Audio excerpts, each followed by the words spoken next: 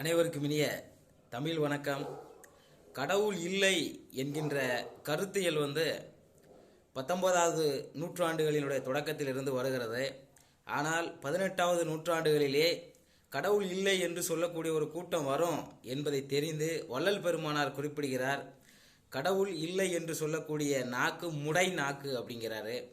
அத்தோடு கடவுளர் மறைப்பை கடிந்தவருக்கு இன்பம் அடையுற தெருட்டும் அருட்பெரும் ஜோதி என்று குறிப்பிடுகிறார்.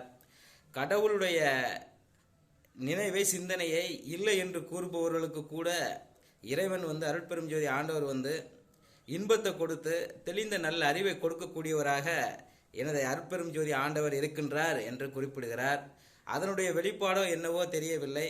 கடவுள் இல்லை என்று யார் சொன்னாரோ அவரே அவருடைய இறுதி காலத்தில் வள்ளல் பெருமானருடைய புத்தகத்தை 6ஆம் திருமுறை திருவருட்பா 6ஆம் திருமுறையை அவரே அவரது குடியரசு நாளிதழில் உலக மக்களுக்கு பரப்புரை செய்தார்.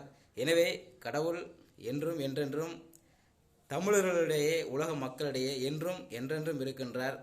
நன்றி.